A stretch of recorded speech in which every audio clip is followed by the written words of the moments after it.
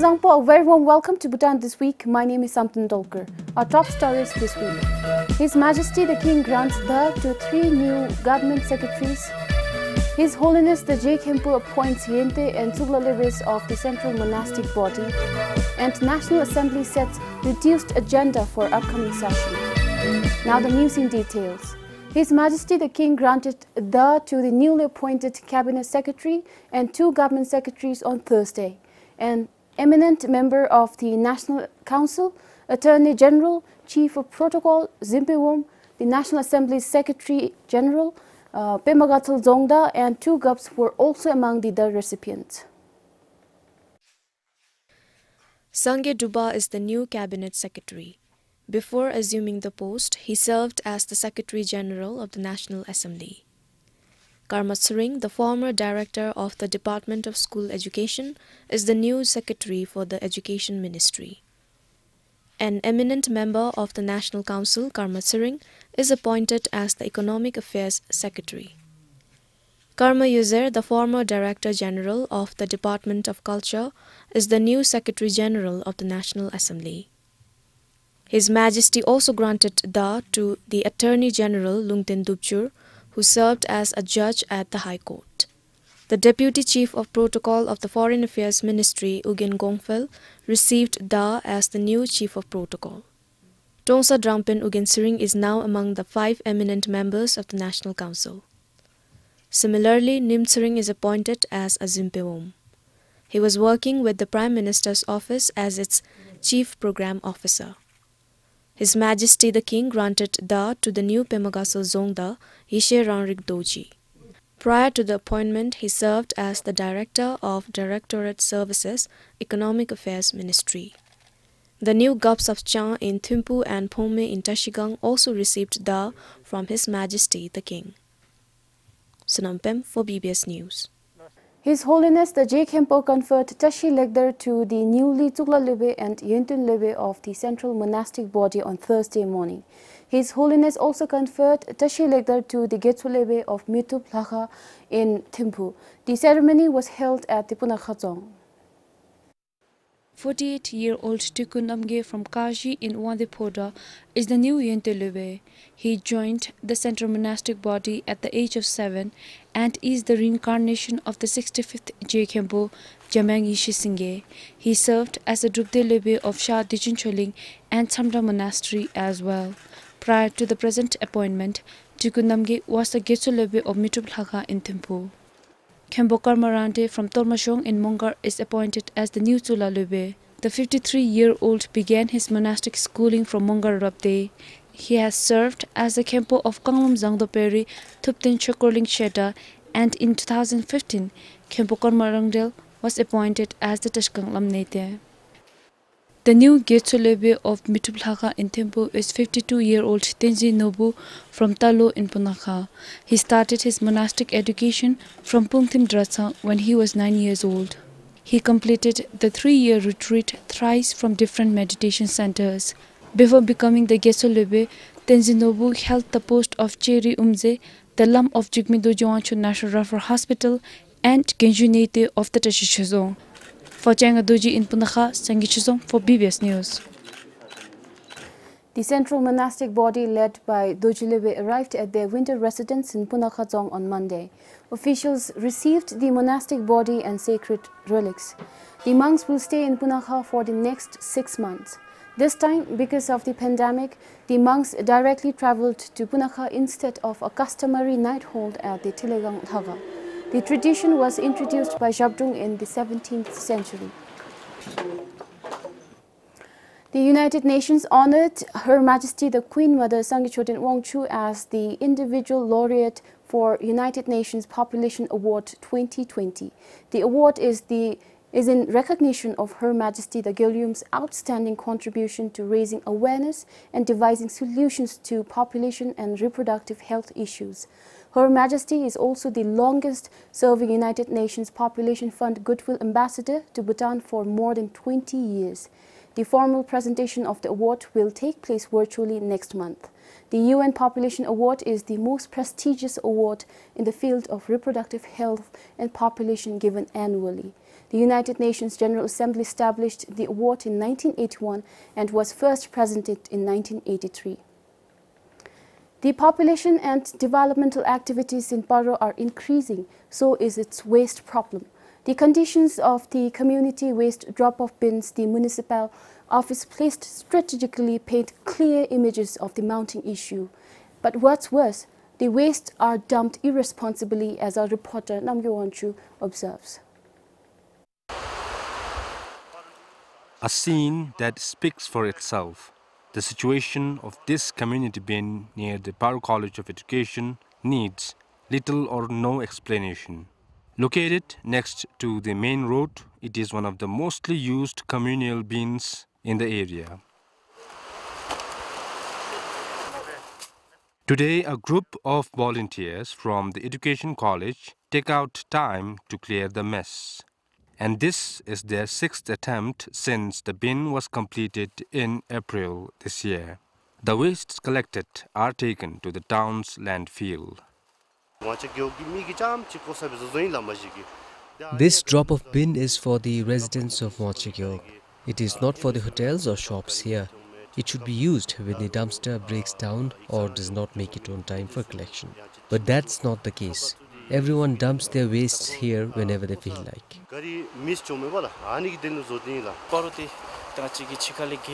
Paro is the town to see for foreign guests flying in. We also have many important figures visiting the district frequently. So this bin, which is located next to the highway, plays a crucial role in painting the town's image among them.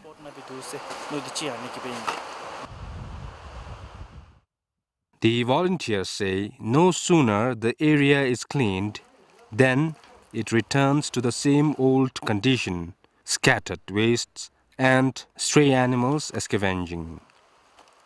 They say the way people use the facility portrays their lack of civic sense and failure to take ownership of public properties. This drop-off bin is meant for dumping waste, but why not walk a few extra steps to dump it properly? If the users can segregate the waste and throw them in the assigned spaces responsibly, the situation would be different. Waste management is a collective effort.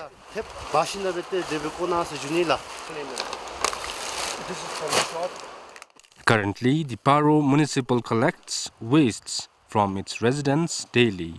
However, segregation at source is yet to be practiced. For now, amid frustrations over irresponsible dumping, youth like Ugen will have to continue with their voluntary service. But for how long is a question often asked.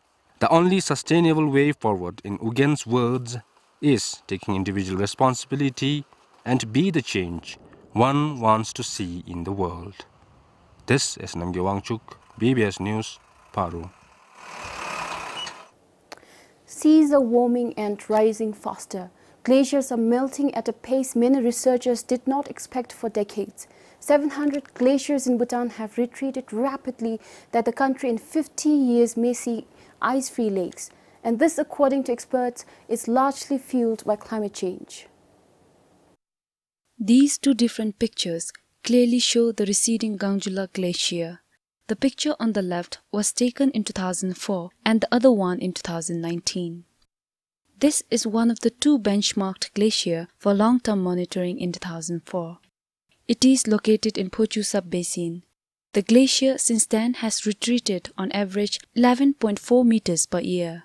For 11 years until 2011, we could not monitor. We again collaborated with Japanese experts and started monitoring the glacier. Since 2011, we have been going there and studying the impact of climate change on the benchmarked glacier, and all these years we have recorded that ice is melting more than it is formed.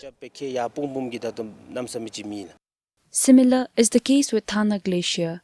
The Thana Glacier is retreating at an average rate of 18.2 meters per year. Glaciologists across the world and climate change experts say that the temperature is in a rising trend, and if the temperature continues to rise or if it remains as it is, the Himalayan glaciers are going to retreat. We have not researched when, but we are sure that one day these glaciers would become small and we can't even study them. We have benchmarked too, but all other lakes are retreating at the same pace. If glaciers melt and keep on losing water at the current pace, experts say water downstream are likely to get less or even dry up in the years to come. A team from the center was at Tortormi last month after walking for 10 days to Lunana. It is important to study Moraine Dam, the ice wall that separates lakes, to assess the hazard. We went to Tortormi this time to mainly reassess the Moraine Dam. There are no significant changes compared to last year, but there are still some slides. There is main ice just above Tortormi, though we couldn't go physically inside and measure. When we look from outside, there isn't much disturbance. But dangers are imminent. The center has been installing the early warning system. Back then in 2008 when we were designing, we used to tell it's a state-of-the-art technology. It was very recent, very highly technically. But then since now, as you can understand now, this system has been running for last 10 years. And it's already time for us to, it's not exactly a revamping, but then to give some add-ons and upgradation, updating. So those things are due with us because we are still looking for some kind of funding. And more at risk is the country's biggest revenue generator, the hydropower sector. Whether the gulf happens or glacier disappears, the sector is likely to bear the brunt. Singi Shizom for BBS News. The year-on-year consumer price index for September increased by over 8% compared to the same month of the previous year. This means the consumers are paying over 8% more for the same commodities this year compared to the same month last year. The Consumer Price Index, or CPI, is a measure of average price changes in the basket of goods and services purchased by households over time. According to the National Statistics Bureau, the increase is associated with an increase in prices of food and non-alcoholic beverages by 16.69%. This is followed by alcoholic beverages and betel nuts at 12.77%. In the food group, prices of vegetables recorded the highest monthly increase of 7.31%, followed by beer with 6.76% over the previous month of August. Meanwhile, in the non-food group, the prices decreased by 0.30% compared to August this year. The decrease in the price of non-food is mainly due to a decrease in communication and kerosene price. Compared to December 2012, the purchasing power of Newton measured by CPI is 67 Newton in September this year. This means 100 Newton was worth 67 Newton in December 2012. The purchasing power of Newton has dropped by 7.43% since September last year. Sringzam, BBS News. The upcoming session of the National Assembly will deliberate on 6 bills, ratification of framework agreements, State of the Nation report and audit reports. The session will begin on 26th November, and due to the COVID-19 pandemic, agendas have been reduced and only the important ones will be discussed in the upcoming session. The bills that will be deliberated in the upcoming session includes Fiscal Incentives Bill of Bhutan 2020, Entitlement and Service Condition Amendment Bill for the holders, Members and Commissioners of Constitutional Offices, Lhenge Junso Bill of the Kingdom of Bhutan 2020, Joint Sitting on the Disputed Clauses of Penal Code Amendment Bill of Bhutan 2019, and the Civil and Criminal Procedure Code Amendment Bill of Bhutan 2019. The ratification of framework agreement between the government and the European Investment Bank governing EIB activities in Bhutan, and the ratification of agreement between the government and the Green Climate Fund on the privileges and immunities of the GCF will also be deliberated. The fourth session of the Third Parliament will discuss on reports such as Annual Audit Report 2019, review report of annual audit reports 2010 to 2018, and the Prime Minister's annual report on the state of the nation, including legislative plans and the annual plans and priorities of the government. The session will be held for a period of around 3 weeks. Sringzam, BBS News. Now, starting next year, Grade 3 students will be assessed by the Bhutan Council for School Examinations and Assessment, or BICSI. The National Education Assessment will be conducted through a survey. It will then extend to Grade 6 and 9 later. The National Education Assessment Framework was launched on Tuesday.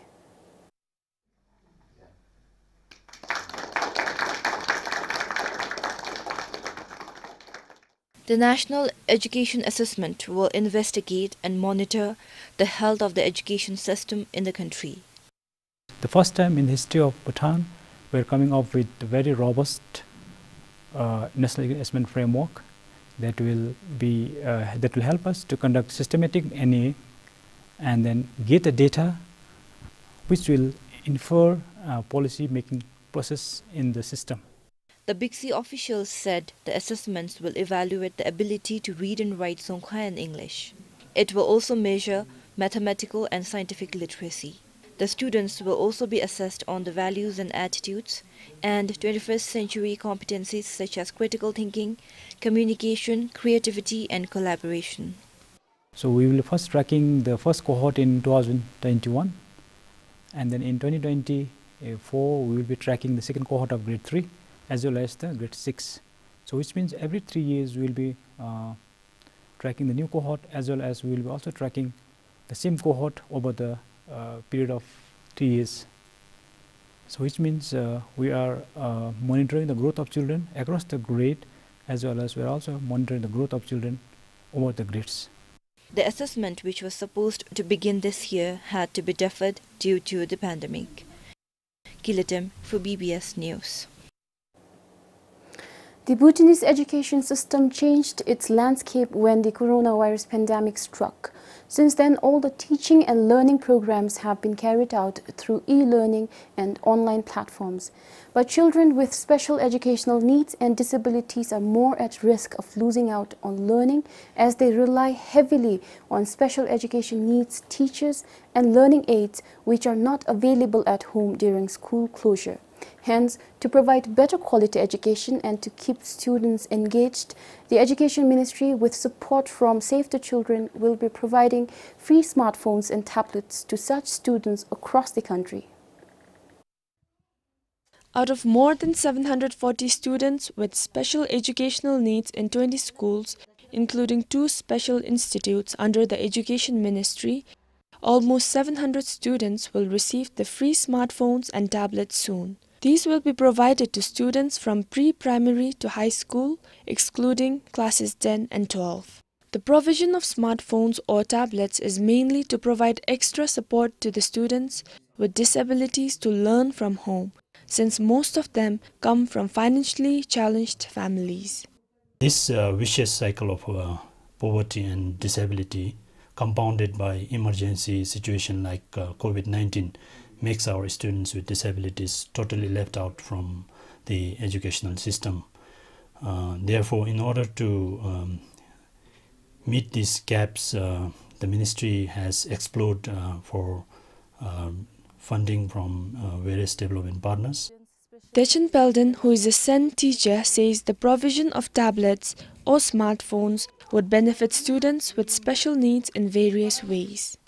If they have the access to all the smartphones, tablets and all, I feel that it would be very helpful for them.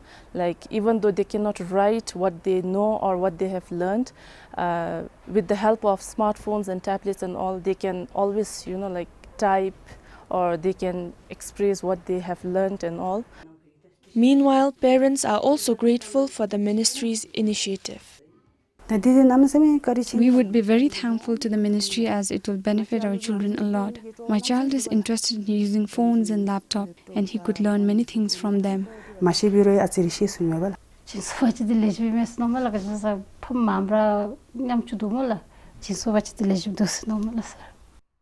The The Education Ministry will also provide internet vouchers for 3 months along with the tablets or smartphones.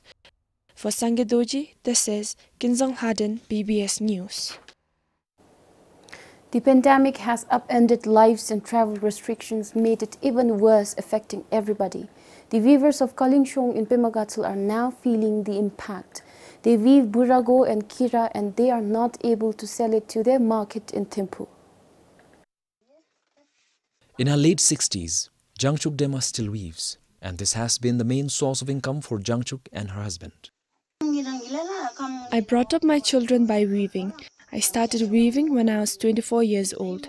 My husband sells it. I still weave today. Two of us survive on this, though our children live away from us.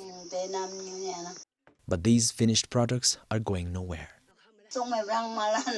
We could not sell it. I can earn more than 100,000 yutam from my stock, but we can't do anything. A kira piece fetches some 10,000 yutam and it doubles for go. About 45 cloth pieces are lying idle here today. With travel restrictions, it has become impossible to bring in yarn from Samrujonkar. There are about 10 households in this hamlet and most of them are into weaving. They even use weavers from the nearby villages. For Tiledoji and Pemakasil, Cheku for BBS News. Now the efforts towards finding a vaccine against the coronavirus are inching towards realization. Pfizer, an American pharmaceutical company, recently launched a pilot delivery program for its experimental COVID-19 vaccine. The vaccine delivery trial will be carried out in 4 US states. The company built deep-freeze suitcase which can be tightly sealed and shipped even in non-refrigerated trucks. As per the international media reports, the vaccine, said to be 90% effective, requires ultra-cold storage facilities. It must be kept at nearly -38 degrees Celsius. That's about 4 times colder than the extreme winter temperature in Thimphu. Earlier, experts warned that US lacked ultra-cold storage trucks or cargo to ship the vaccine doses. Meanwhile, yesterday, another US biotechnology company, Moderna, said its vaccine is 94.5% effective in preventing COVID-19. Unlike Pfizer's vaccine, Moderna's vaccine does not require ultra-cold storage. So far, the coronavirus infected more than 55 million people and killed more than 1.3 million people. The US is the hardest hit with 11.2 million cases. Sangishizo for BBS News. Well, that's all we have for this week. Thank you so much for joining us. Goodbye.